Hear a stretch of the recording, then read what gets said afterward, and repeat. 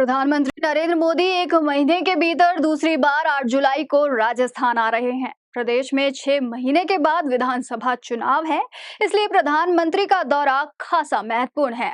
Amritsar Jamnagar green highway express way के सहारे वो 2024 के लोकार्पण और आने वाले विधानसभा का समीकरण साधेंगे। जिन 5 जिलों को हाईवे की सौगात मिलेगी, वहां 2018 में भाजपा 21 विधानसभा सीटें हार चुकी थी। भाजपा के पास इन जिलों में सिर्फ 11 सीटें ही हैं। बाड़मेर, जोधपुर जिले तो ऐसे हैं जहां भाजपा के पास सिर्फ एक ही सीटें हैं। प्रधानमंत्री नरेंद्र मोदी 8 जुलाई को बीकानेर दौरे पर आ रहे हैं। दरअसल 20,000 करोड़ रुपए से अधिक लागत से बने इस एक्सप्रेस हाईवे के कारण अमृतसर से जामनगर के बीच 23 घंटे का सफर घटकर महज 12 घंटे में पूरा हो जाएगा।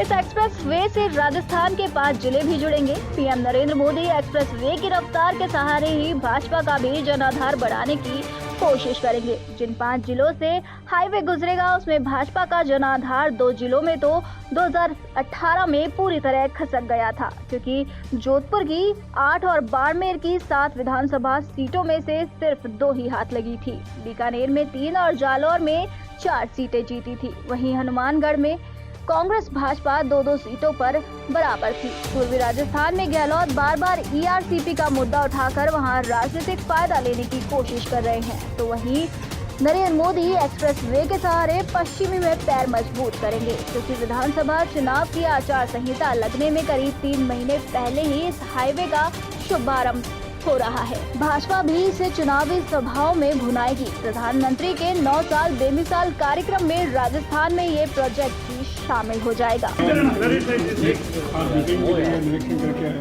उनका क्या क्या प्रोग्राम रहेगा?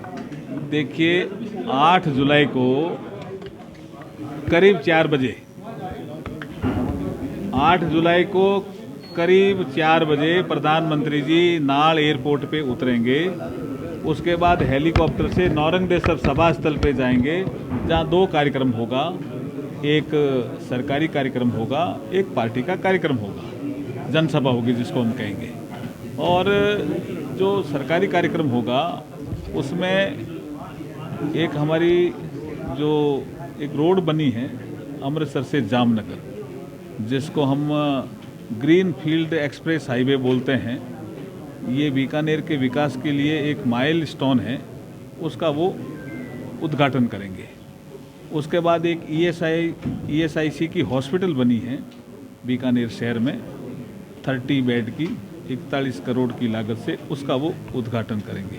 पहले वाली जो रोड है वो टोटल रोड की लंबाई तो 1257 किलोमीटर है और उसमें राशि लगेगी 20,868 करोड़। अभी बीकानेर का जो पोर्शन है बीकानेर जिले का 501 किलोमीटर का, वो पूरा हो गया है।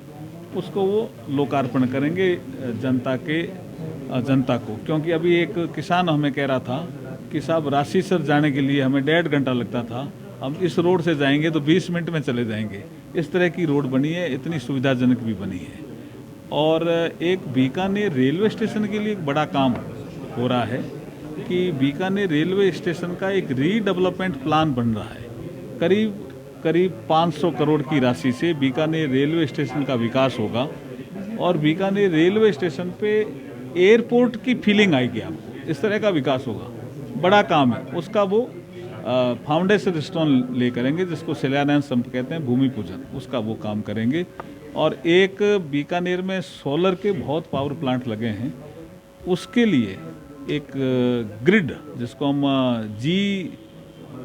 जनरल इलेक्ट्रिकल ग्रिड कहते हैं, ग्रीन इलेक्ट्रिकल ग्रिड GEC, उसका उद्घाटन वो करेंगे, जनरल इलेक्ट्रिकल ग्रिड। अगर जिलेवार विधानसभा की बात करें तो बीकानेर में भाजपा के पास नौखाल, लूणी करंसर और बीकानेर पूर्व, कांग्रेस के पास कोलायात, खाजूवाला और बीकानेर पश्चिमी, सीपीएम के पास श्री डूंगरगढ़ विधानसभा सीट है।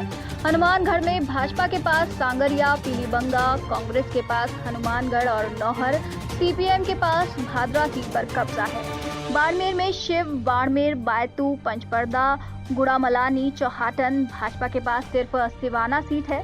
जोधपुर में कांग्रेस के पास फालौदी, लोहावट, शेरगढ़, सरदारपुरा, जोधपुर, लूणी और पोखरण सीट है। भाजपा के पास सूरसागर सिर्फ सूरसागर विधानसभा है। जालौर में आहोर, भीनमाल, जालौर और रानीवाड़ा भाजपा के पास और कांग्रेस के पास सिर्फ सांचौर सीट है। देखिए, राजस्थान और स्पेशली बीकानेर के लिए बहुत सौभाग्य का विषय है कि हम सबके लोकप्रिय नेता माननीय प्रधानमंत्री जी 8 तारीख को यहाँ आ रहे हैं। यहाँ की जनता में, कार्यकर्ताओं में एक उत्साह देखने को बन रहा है कि जो 60 साल में कोई नहीं कर पाया, आदरणीय नरेंद्र मोदी जी ने इस क्षेत्र को, इस राजस्थान को, इस देश को 9 वर्षों में दिया है और 25,000 करोड़ रुपए की परियोजना का उद्घाटन शिलान्यास होगा।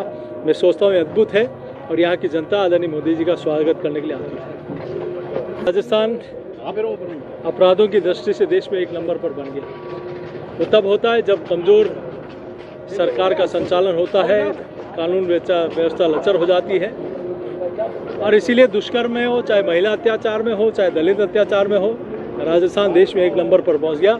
इसका जिम्मेदार कोई है तो राजस्थान की सरकार जिम्मेदार है। PSI की हॉस्पिटल है, उसका होगा उद्घाटन। एक ग्रीन एनर्जी कॉरिडोर बना है, बीकानेर सोलर हब बन गया। कम से कम 25,000 करोड़ रुपए बीकानेर में सोलर पावर प्लांट में लग गए, प्राइवेट इन्वेस्टमेंट। लेकिन उनका ग्रिड कौन सा, ये सरकार ने बनाया है ग्रिड, उसका भी वो करीब 1450 करोड़ की लागत से बना है, उसका भी वो उद्घाटन करेंगे। ये एक्सप्रेसवे देश के 7 राज्यों और देश की 3 बड़ी रिफाइनरी और 3 पोर्टों को आपस में जोड़ेगा। मोदी इस हाईवे के सहारे 2024 को टारगेट में लेकर चल रहे हैं। गुजरात भाजपा का गढ़ है। राजस्थान में सभी लोकसभा सीटें भाजपा के पास है, लेकिन एंटी इनकम्बेंसी भी सांसदों के सामने आ रही है, जिसे मोदी कम करने की कोशिश करेंगे। इसके अलावा पंजाब में कमजोर जमीन को मजबूत करने की कोशिश होगी।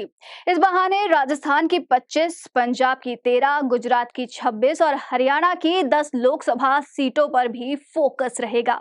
क्योंकि देश का दूसरा 6 लेन एक्सप्रेसवे ही है, तो सभी राज्यों को इससे फायदा और इंटरकनेक्ट होगा। इसलिए मोदी इसे भुनाने में पीछे नहीं हटेंगे।